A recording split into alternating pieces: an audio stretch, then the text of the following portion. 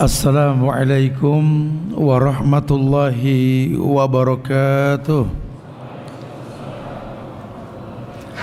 Alhamdulillah, alhamdulillahilladzi arsala rasulahu bil huda wad dinil haq liyuzhirahu ala dini kulli wa kafa billahi syahida. Wa ashhadu an la ilaha illallah wahdahu la syarika lah wa ashhadu anna Muhammadan abduhu wa rasuluh. Ya ayyuhalladzina amanu taqullaha haqqa tuqatih wa la tamutunna illa wa antum muslimun. Ya ayyuhan nasu taqu rabbakumul ladzi khalaqakum min nafsin wahidah wa khalaqa minha zawjaha wa bassa minhuma rijalan katsiran wan nisaa wattaqullaha alladzi tasaaluna bihi wal arham innallaha kana 'alaikum raqiba. Ya ayyuhalladzina amanu taqullaha wa qulu qawlan sadida yuslih lakum a'malakum wa yaghfir lakum dhunubakum wa may yuti'illaha wa rasulahu faqad faza fawzan azima. Amma ba'du fa inna asdaqal hadisi kitabullah wa khairal huda huda Muhammadin sallallahu alaihi wasallam wa syarrul umuri muhdatsatuha wa kullu muhdatsatin bid'ah wa kullu bid'atin dhalalah wa kullu dhalalatin finnar.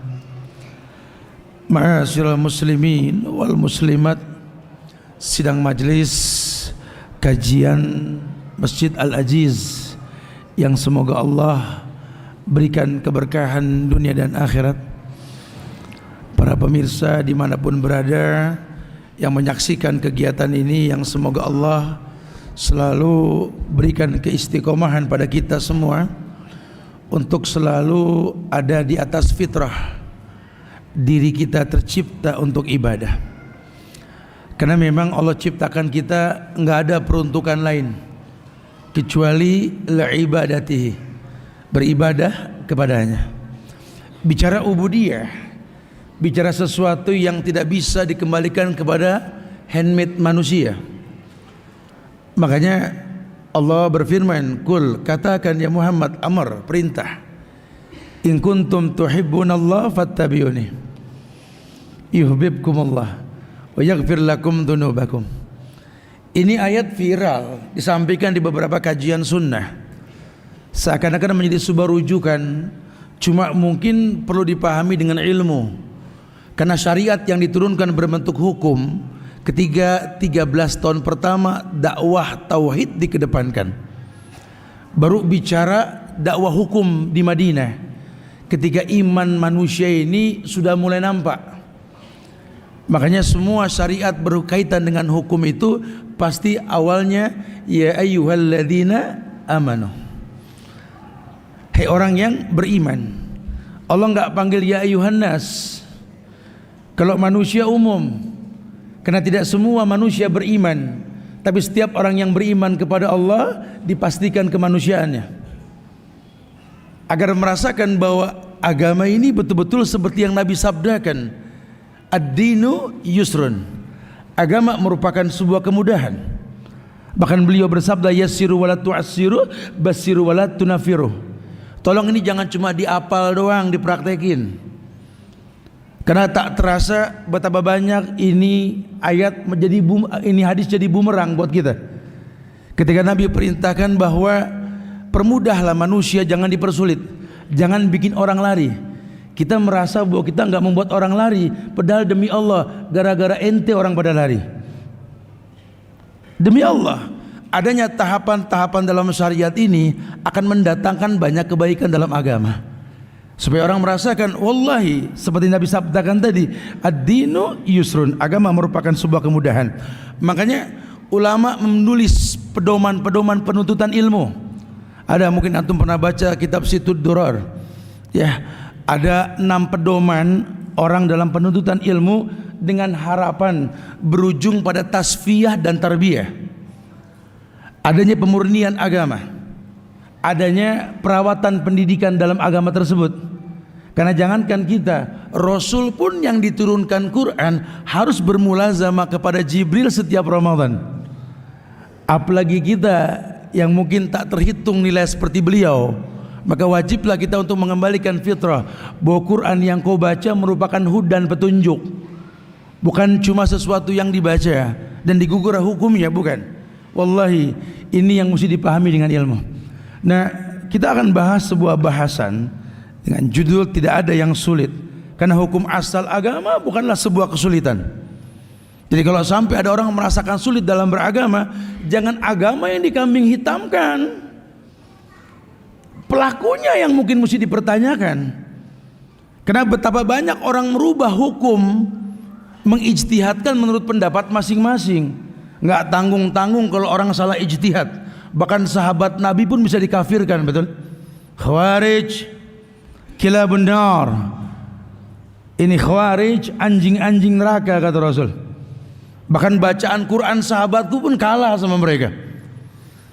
Itu Ibnu Muljam, duta Qurannya Umar Ibn Al-Khattab ketika beliau menjadi khalifah. Dialah orang yang membunuh Ali bin Abi Thalib. Bahkan dengan lantangnya Ali tersungkur, dia pegang Quran, dia katakan, Ali, inil hukmu illa lillah, hukum ini milik Allah ya Ali. Kayak Ali nggak paham apa yang dia sebut barusan gitu loh. Kebayang ya kalau kita nggak paham tahapan-tahapan dalam beragama.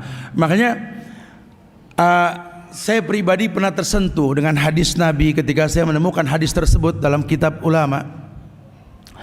Ketika Nabi menginformasikan hubungan dia dengan Abu Bakar, kata Rasul, "Lau kuntu muttakhidan min ahli al-ardi khalilan, latakhadtu Abu Bakrin khalilan, walakin sahibukum hadza khalilullah." Ini kalau ingat nemuin ini hadis gemeter, ya Allah, astagfirullah, astagfirullahaladzim. Nabi mengatakan, "Lau kuntu muttakhidan min ahli al-ardi khalilan." Kalau boleh, kata Rasul, aku memilih kekasih di atas muka bumi di kehidupan ini, la takhadtu Abu Bakrin khalilan. Kan ku pilih ini Abu Bakar kekasihku ini. Padahal ada Aisyah anak Abu Bakar cantik sekali. Ada Sofia binti Huyai, ada Maryam Kipti, ada Ummu Salamah yang pandai mengelung rambut, dan banyak istri-istri Nabi yang enggak kalah cantik. Masya Allah. Tapi andai aku bisa memilih Abu Bakar yang kau pilih. Walakin sahibukum hadza khalilullah. Kata Rasul, tetapi sahabat kalian ini kekasih Allah. Antum mafhum gak nih hadis? Beliau menginformasikan kepada dunia, mencopot gelar kerasulannya di hadapan para sahabat dengan mengatakan, walakin sahibukum hadza khalilullah. Beliau bisa mengatakan, walakin rasulukum nabiyukum, bisa. Cuma beliau ajarkan teknik dakwah yang beliau ajarkan supaya manusia enggak merasakan sulit. Karena kalau teman yang ngomong kurang lebih, karena kalau teman yang diomongin ya kurang lebih. Bahkan beliau mengatakan, almar'u ala dini khalili. Agama yang pengen kau sampaikan, ingat, agama temanmu tuh agama kamu. Orang tergantung agama temannya.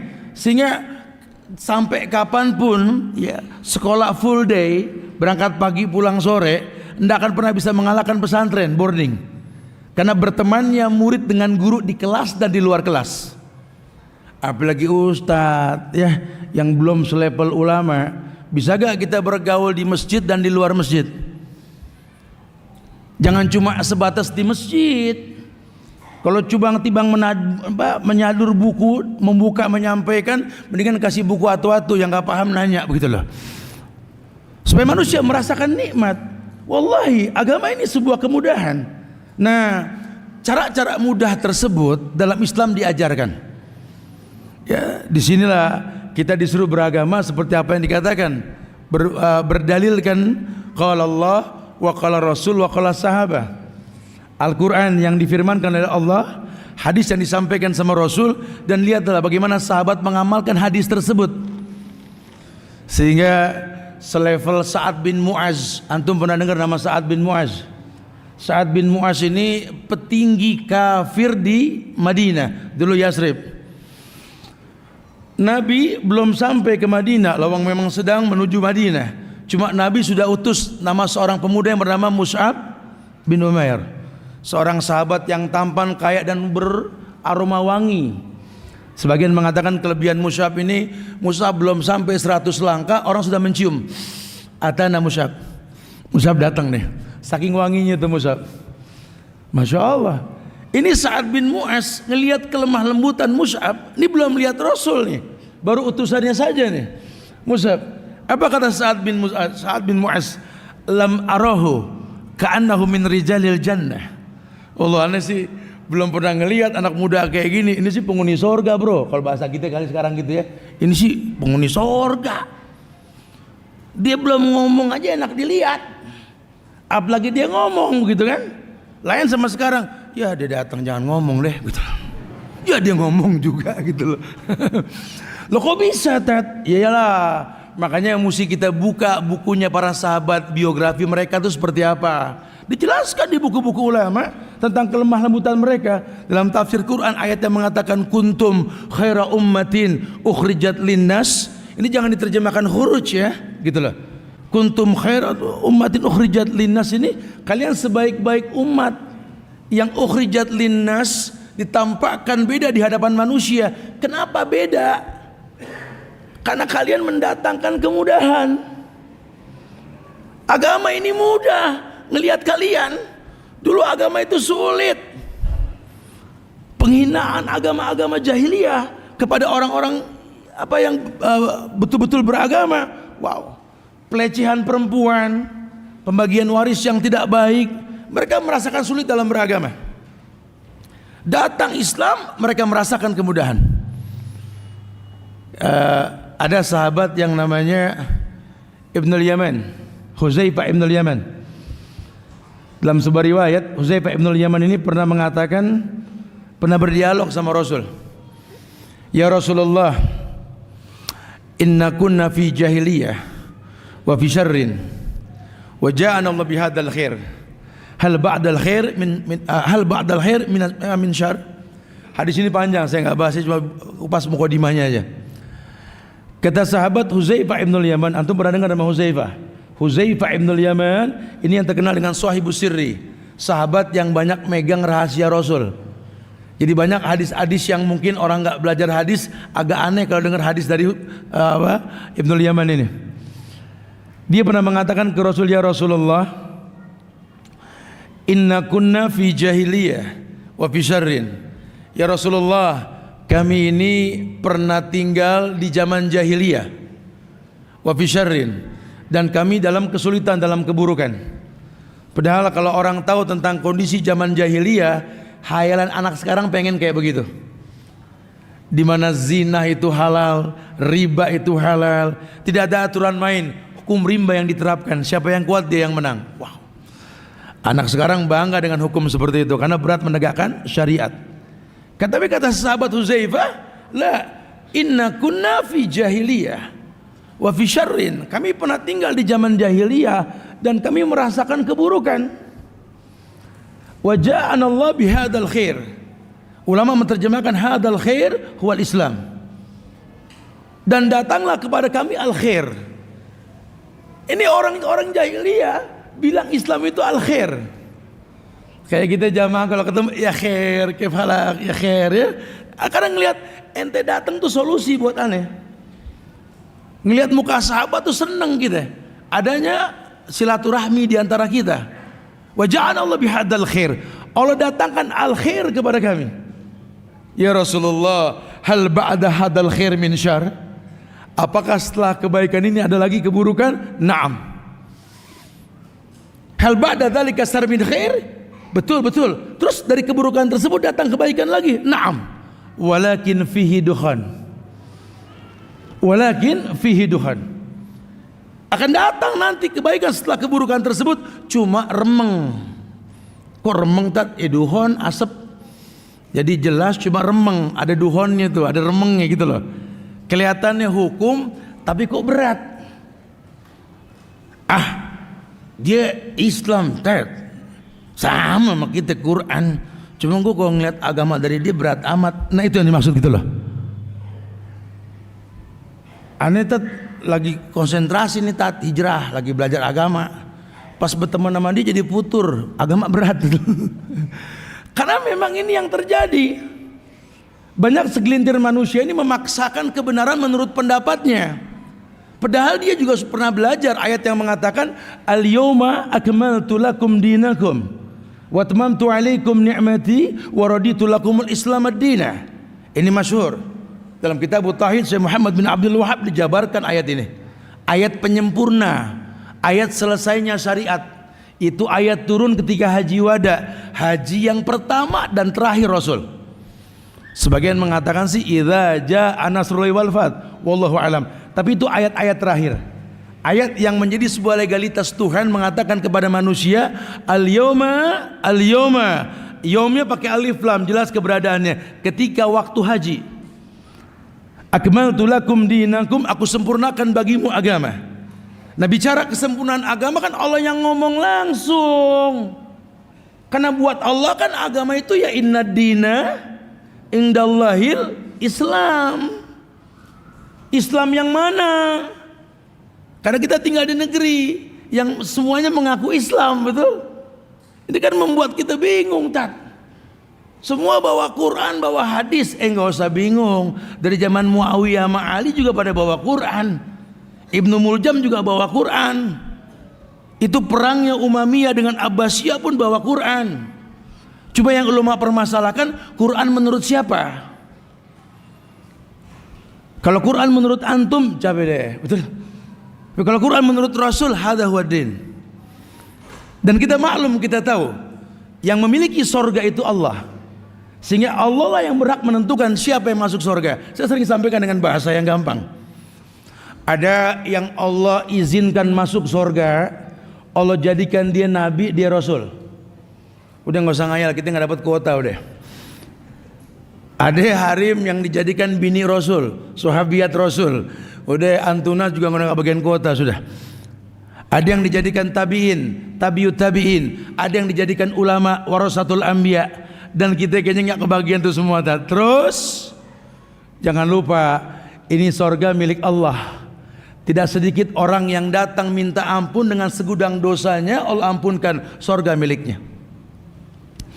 Sampai Allah mengatakan, ya ibadi, la ataitani bi qurabil ardi khataya, thumma laqitani la tusriku bi syai'an, la ataituka maghfiratan mislaha. Ya ibadi, law dhunubuka ananas sama, atani la tusriku bi syai'an, la ataituka maghfiratan mislaha. Allahu akbar. Lihat bahasa lembutnya Tuhan. Allah berfirman, ya ibadi, wahai hambaku, kata Allah, law ataitani bi qurabil ardi khataya, kalau kau datang kepadaku membawa dosa seluas langit dan bumi. Ini dosa bukan kaleng-kaleng, bro. Seluas langit dan bumi. Tiba baru nyelading orang doang sama bikin pegel mata orang, betul? Ini dosanya seluas langit dan bumi. Ente datang ke Allah memohon ampun tanpa ada kesyirikan dalam ritual yang anda mintakan ke Allah. Ini menandakan tauhid. Ya, agama dengan tauhid. Karena banyak banget orang yang terjebak dalam kesyirikan. Mungkin gak syirik besar, bahkan dalam Islam saja seorang alim bisa berbuat syirik karena pengen dibilang alim, dan saya alim, ini kan bahaya. Bahkan seorang dermawan, seorang yang sedekah pun pengen dibilang dermawan, terjebak dalam kesyirikan ketika dia ujub, syirik kecil. Begitu pula ketika dia mungkin menjadi qari karena pengen dibilang qari. Ini kan berbahaya sekali. Hati-hati. Agama ini berujung pada kata ku anfusakum wa ahlikum nara.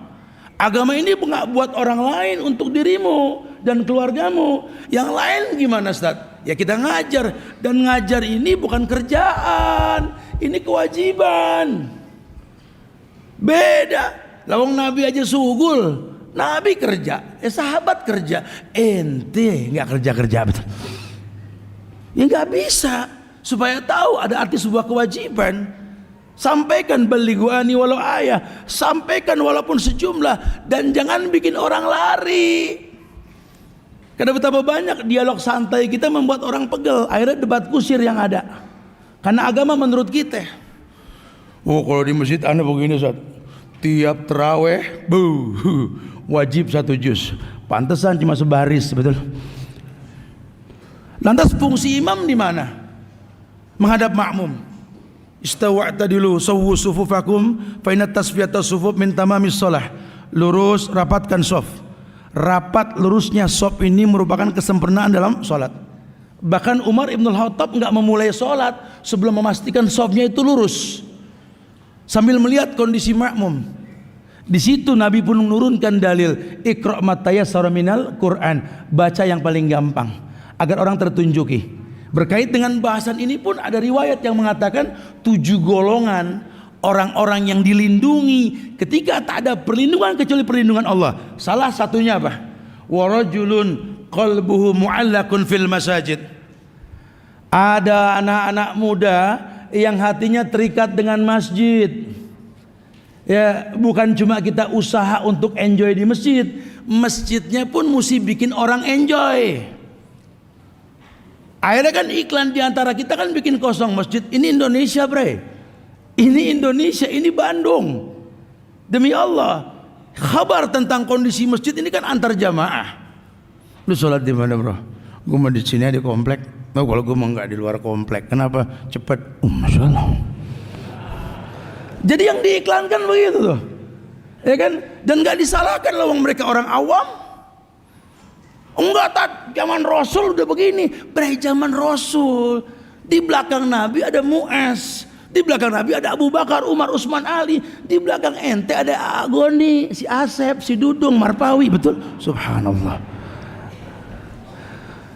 Ini mafhum, ya. Lianna dina yusrun, karena agama merupakan sebuah kemudahan. Dan itu sering terjadi. Sehingga beragamlah kita melihat banyak ikhwan yang hijrah merasa senior hijrah. Karena duluan hijrah. Kalau kajian begitu, antum baru tobat ya depan gitu. Kalau kita yang udah agak lama bisa di belakang lah ya gitu. Subhanallah. Menjadi ikhwan kibar, bukan ustadz kibar. Itu kan bahaya sekali ya. Ini yang sering terjadi. Ini Ustadz Subhan ini grassroots loh, keliling kemana-mana dan pegel ngelihat kayak begituan gitu loh. Kenapa sih kita nggak mengembalikan dalil yang Nabi sampaikan? Karena kan pemilik dalil kan Rasul. In kuntum tuhibbunallah fattabi'uni, kan gitu bahasanya. Nggak boleh ikutin yang ikutin beliau dong. Dan kita tanpa khilaf loh mengatakan apa? Walaqad kana lakum fi rasulillahi uswatun hasanah. Telah ada suri teladan yang terbaik pada diri Rasulullah sallallahu alaihi wasallam. Ya. Dan lihat bagaimana khulafaur rasyidin mendakwakan kemuliaan. Sampai kepada manusia mereka merasakan kemudahan. Sampai tadi Hudzaifah mengatakan hal ba'da dzalikal khair min syarr. Setelah kami merasakan kebaikan Islam, apakah ada keburukan? Naam. Wafatnya Rasul, Abu Bakar jadi khalifah, mulai banyak pemberontakan, betul? Adanya Musailama Al-Kadzab dan lainnya. Abu Bakar meninggal, Umar naik, lebih dahsyat lagi nih. Fitnah Syiah sudah mulai terhembus di situ. Ya, apalagi di zaman Utsman dan Ali nanti lebih menyolok lagi. Sehingga Umar memerintahkan orang untuk bawa Islam sampai ke Cordova, sampai ke Eropa, sampai ke daratan Cina. Ini belakangan Syiah pengen masuk di sini. Ya nggak bisa. Ente benci sama Umar. Ya ini aneh sekali ini. Ya, banyak orang memang beragama pengen dilihat. Akhirnya agama jadi berat. Padahal agama merupakan sebuah kemudahan. Tidak ada kesulitan. Bahkan setiap orang, bahkan sahabat pernah mengatakan bahwa dulu kami di zaman Rasul, Yahudi, Nasrani melihat muka kami para sahabat bisa masuk Islam. Itu baru ngelihat muka sahabat. Kenapa? Ada simah. Di mana arti dari sebuah sabda Nabi yang mengatakan aslih nafsak yasluh lakan nas. Kritisi dirimu, orang lain akan terkritisi. Jangan sampai tingkah laku kita ini berdampak pada orang seakan-akan dia berbaiat kepada kita. Tak ada baiat dalam agama kecuali pada pemimpin, kan begitu bahasanya. Sehingga banyak orang yang taklidiyah, nanya bingung, nggak tanya lebih bingung, nggak ngikut takut nggak enak, ngikut pun deg-degan, serba salah. Agama menjadi sebuah kesulitan. Nah, ulama mencatat, dibuatlah pedoman-pedoman di dalam beragama supaya orang bisa merasakan betapa indahnya ini agama. Yang pertama, semua buku ulama mengedepankan bab ikhlas. Ya, ala lillahi dinul khalis. Karena milik Allah ini agama yang ikhlas. Agama enggak buat yang lain, cuma buat Allah. Maka kalau buat Allah, ingat Allah tayyib la yaqbalu illa tayyiban. Allah baik, cuma nerima yang baik. Jadi enggak akan pernah ada kebaikan yang Allah berikan sebelum kita membuat sebuah mukadimah yang baik untuk Allah yang maha baik. Ikhlaskan agama hanya untuk Allah. Caranya bagaimana? Karena kalau sudah bab ikhlas, itu kan tauhid tolak wal qasdu, ya, yakni tauhid uluhiyah. Ibnu Qayyim al-Jauziyah dalam kitabnya Madarijus Salikin, beliau mengatakan, aku memandang pemahaman guruku yang mengatakan 3 tauhid, tauhid rububiyah, tauhid uluhiyah, tauhid asma wa sifat. Kata Ibnu Qayyim, kupandang dengan 2 kacamata tauhid tersebut. Yang pertama tauhid ma'rifah wal isbat. Yang kedua tauhid tolak wal qasdu. Ma'rifah wal isbat, ma'rifatullah wa isbati asma'ihi. Tauhid yang pertama ini kata beliau di dalamnya ada 2. Tauhid ma'rifah wal isbat, ma'rifatullah wa isbati asma'ihi. Mengenal rububiyahnya Allah dan menetapkan nama dari rububiyah tersebut. Baru yang kedua kata Ibnu Qayyim, tauhid tolak wal qasdu. Tolak meminta, qasdu menyampaikan maksud. Gimana ente mau minta? Gimana ente mau nyampein maksud ke Allah kalau entenya nggak kenal Allah? Dari sekian juta anak Adam yang beragama Islam di era milenial, nggak semuanya apal nama Tuhannya. Makanya nggak heran kalau ada orang kelihatannya khusyuk dalam sholat ke Tuhan yang dia nggak kenal. Banyak. Bukan jaminan Allah, bukan jaminan kita bisa masuk surga dengan sering di masjid. Harus tahu masjid itu rumahnya siapa? Rumah Allah. Allah yang punya nama. Di dalamnya kau meminta kepada Allah. Allah mengatakan walillahil asmaul husna fad'uhu biha. Allah punya nama-nama yang sempurna. Minta dengan nama tersebut. Pernah gak kamu meminta bertawasul dengan nama Allah? Sampai detik ini tidak. Anda beragama dengan zon. Inna ba'da zonni ismun. Pakai prasangka. Perasaan udah bener tat. Ana sama Rasul udah mirip. Masya Allah. Ada kang kambing, teman-teman hijrah, ya, teman hijrah ini kisah nyata. Ya, alhamdulillah dakwah sampai ke bank konvensional, resign.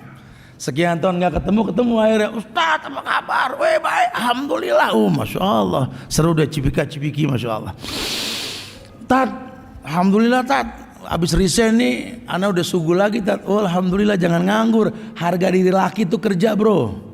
Wa izzu istignahu anin nas. Jangan nyender sama orang. Ya tat. Ente sugul apa ya? Anda tanya begitu. Gimana ngomongnya ya? Gini tat. Pokoknya ini sugulan anda sekarang mirip sama Rasul. Oh, ini orang nomor telepon lu berapa? Aku catat dulu bentar. Kenapa ente bisa bilang mirip Rasul?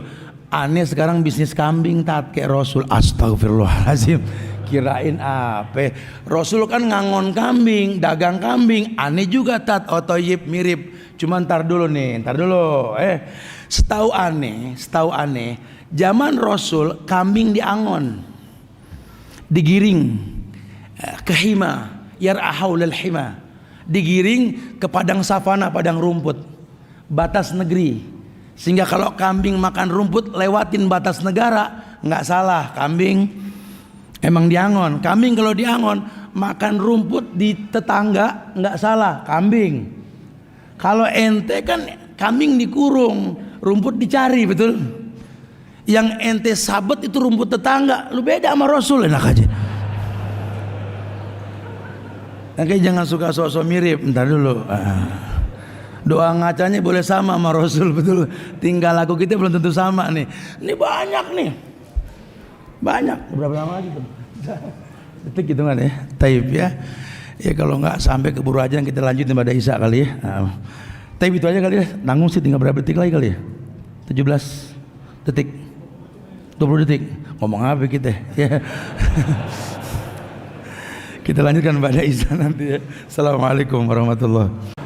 Alhamdulillah hamdan katsiran thayyiban mubarakan fi كما يحب ربنا ويرضى أشهد أن لا إله إلا الله وحده لا شريك له وأشهد أن محمدا عبده ورسوله أما بعد فإن أصدق الحديث كتاب الله وخير الهدى هدى محمد صلى الله عليه وسلم وشر الأمور محدثاتها وكل محدثة بدعة وكل بدعة ضلالة وكل ضلالة في النار.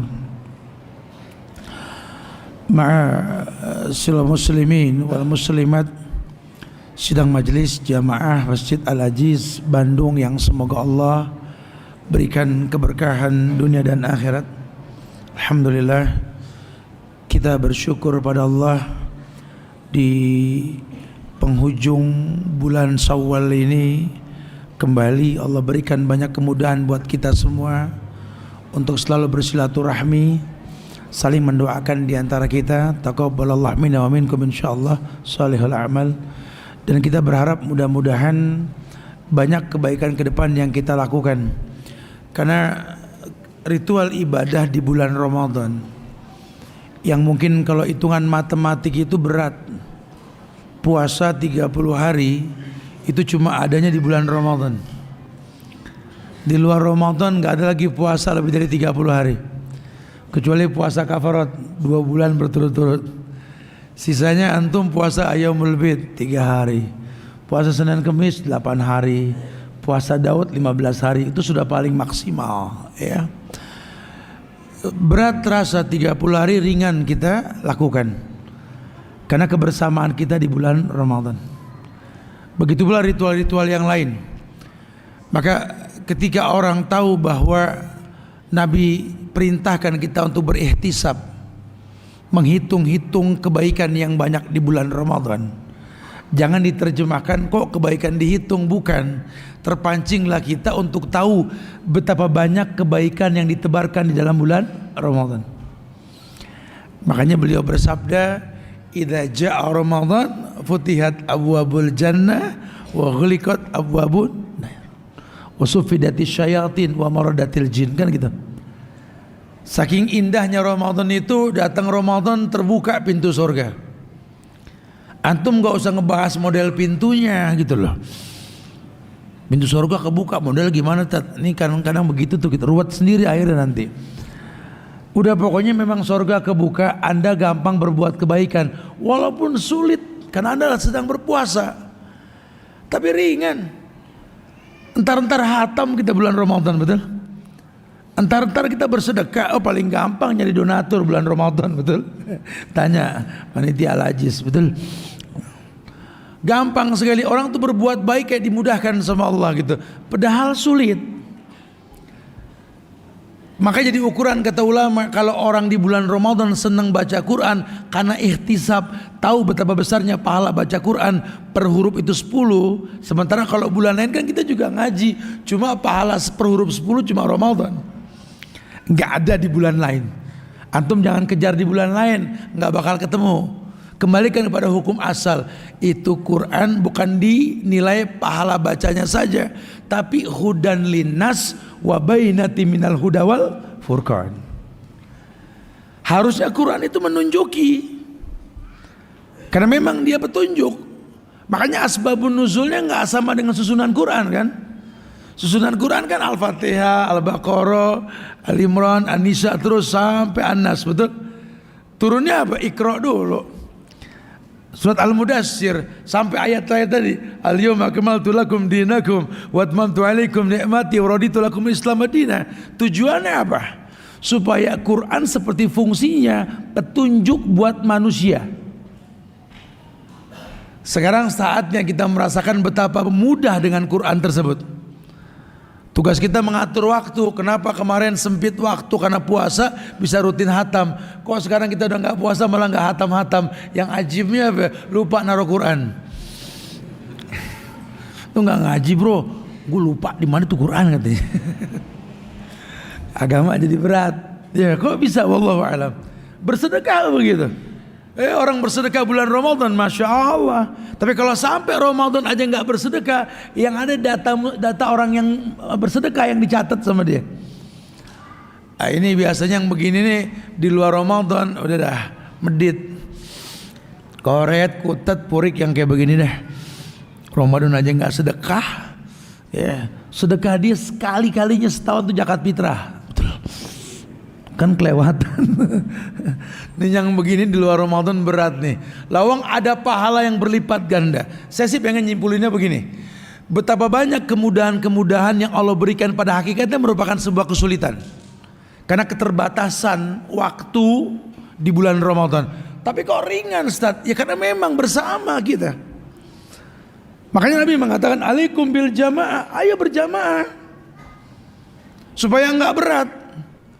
Tapi jamaah yang bagaimana Ustaz? Ya tentunya jamaah yang berlandaskan dengan apa yang Allah firmankan, Nabi sabdakan, sahabat melakukan. Jangan eman untuk mencontoh. Ya, gemar membaca dikedepankan gitu loh. Penuhin, mudah-mudahan ada perpustakaan lengkap di masjid sini gitu loh. Supaya teman-teman gemar membaca. Ya, jangan merujukkan agama kepada sosial media. Bukan nggak boleh kita bersosial media ya. Karena ada sebagian yang memanfaatkan sosial media buat beragama. Kayak sekarang nih kita live. Mungkin yang hadir sekarang ya ada kali 500 orang mungkin kali ya. Allah mungkin lebih. Tapi ini yang nonton sampai 3.000 lebih nih gitu loh. Ini menandakan apa? Manfaat sosial media. Tapi nggak bisa kita beragama dengan sosmed. Ya agama dengan Quran dan Sunnah. Sarannya siapa? Kitabnya para ulama. Ini mesti dirujuk. Nah itu adanya di perpus, library, buka yang banyak, pancing orang untuk merasakan kenikmatan, bikin mereka menjadi warrajulun qalbu mu'allakun fil masajid, menjadi orang-orang yang hatinya terikat dengan masjid, tapi punya alasan. Aneh juga Tat, alhamdulillah Tat, udah 2 tahun nih hati anak terikat dengan masjid Tat. Masya Allah, gimana bisa terikat? Aneh marbot, mungkin apa? Pikir apa lo marbot lo digaji lain lagi. Tapi memang terikat karena merasakan manfaat masjid. Kan Allah sudah katakan la masjidun usissa ala taqwa min awwal yaumin. Karena memang masjid didirikan landasannya takwa. Nih kalau bicara takwa, seluruh ritual ibadah itu ujungnya la'allakum tattaqun. Aneh sampai nih di beberapa masjid dari kemarin nih. Masalah takwa ini. Takwa itu kayak gapura di sebuah tempat yang banyak pilihan. Karena dengan ketakwaan tersebut Allah berikan 3 hal yang mulia dalam hidupmu. Maka baguskan ritual ibadahmu dengan stabilisasi iman. Kalau ritual ibadahmu bagus, la'allakum tattaqun. Kalian jadi orang yang bertakwa. Kalau kalian sudah bertakwa, yang pertama ya ja'alahum makhrajan, ada solusi. Hidup ini masalah. Itu orang menikah jangan bilang puncaknya cinta, awal masalah. Kan kadang-kadang kan ikhwan sama akhwat suka begitu tuh. Habis nazar kemudian khitbah, terjadi pernikahan. Ini memandang pasangan tuh senyum-senyum sambil berkata yang akhirnya puncaknya cinta gitu. Puncak cinta, awal ujian enak aja. Ente belum serumah, indah semua, pas rumah coba, ya Allah, ya Allah. Ya, tapi nggak ada masalah. Memang itu ujian. Rumah tangga kayak bahtera nggak berjalan tanpa gelombang kan? Harus ada badai. Layar pun terkembang, harus berjalan dengan masalah. Nah makanya itu masalah. Kita bikin masjid di Al-Ajiz, masalah. Jangan ente bilang akhirnya masjid berdiri nih, tinggal surganya doang. Surga dari mana ente? Bisa main jambak-jambakan di dalam betul? Ini nggak main-main, ini ujian. Karena memang ini lambang kehidupan dan hidup ini memang perpindahan dari satu ujian ke ujian yang lain. Tapi kan kita orang Islam berhusnuzon.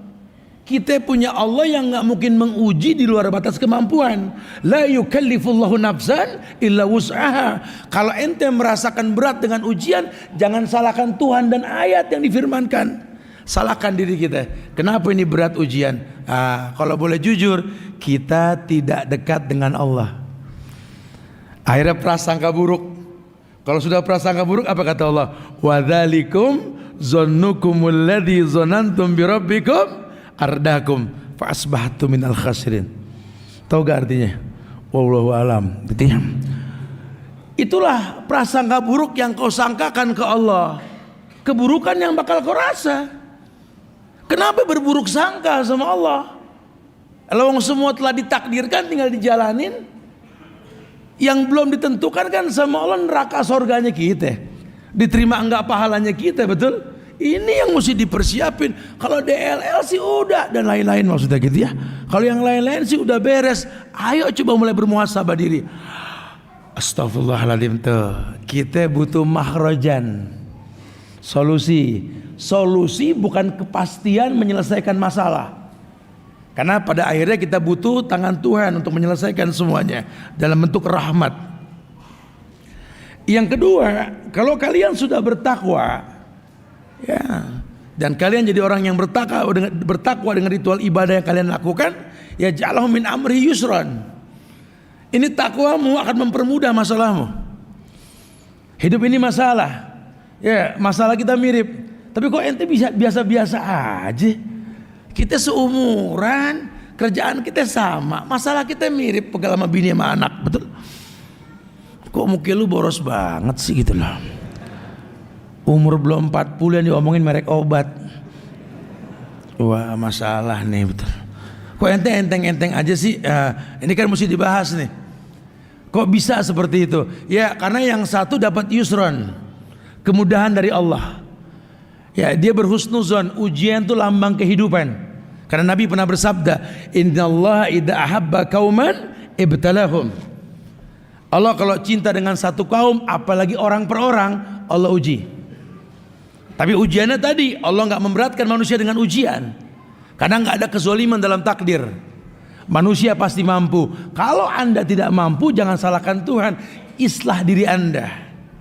Asli nafsak tadi. Ada koreksi diri. Coba jangan-jangan nih. Kok anda bisa berat saatnya? Ya karena memang bicara iman lagi.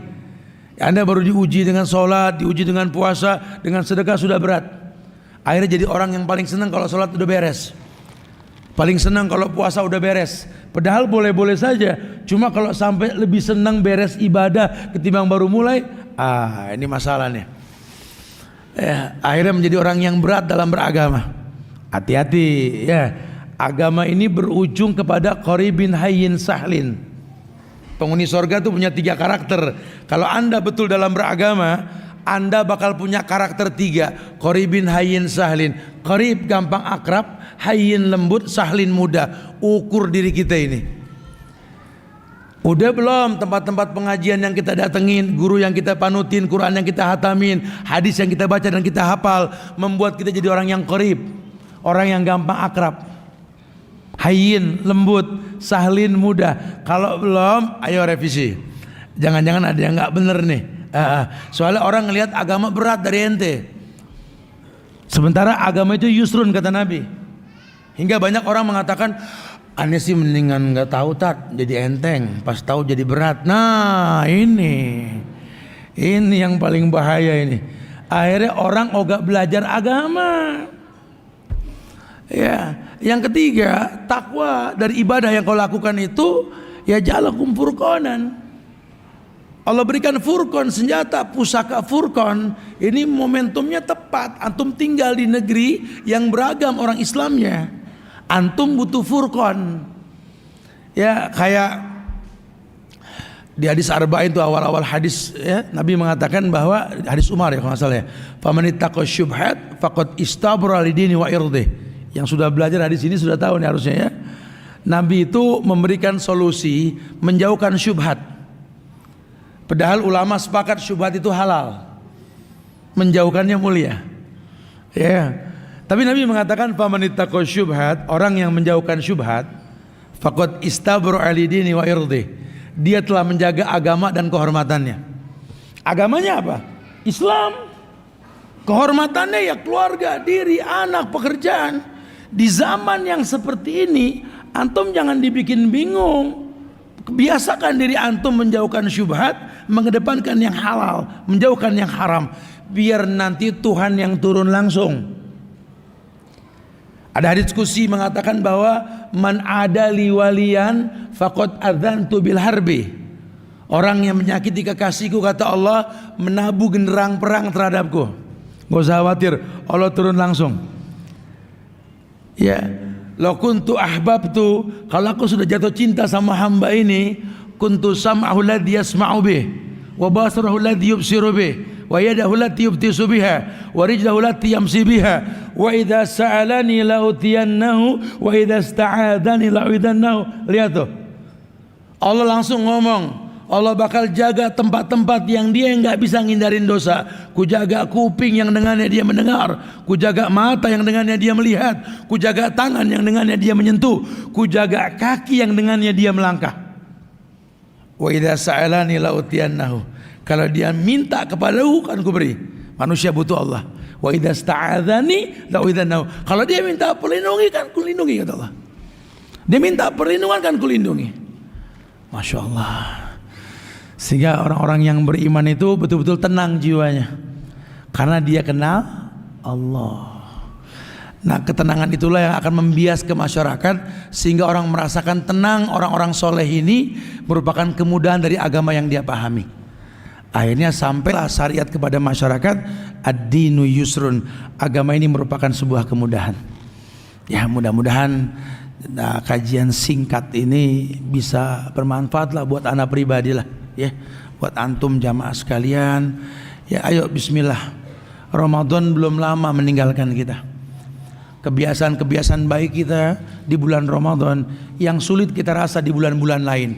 30 hari enteng, Syawal 6 hari berat, betul. Iya kan? Kita sedekah, makan takjil iftar kayaknya enteng Ramadan. Sekarang buka puasa Senin Kemis sama Syawal, ayamul bid bakhil gitu. Kenapa kita nggak bisa melakukan? Ramadan tantar hatamku sekarang nggak? Ayo islah, mumpung belum lama nih. Jangan-jangan kita beragama cuma sebatas kebutuhan. Loh kok bisa? Yalah, karena yang dia kejar adalah pahalanya, bukan kewajiban yang Allah syariatkan kepada dianya. Masya Allah. Wallahu alam bisawab, ya.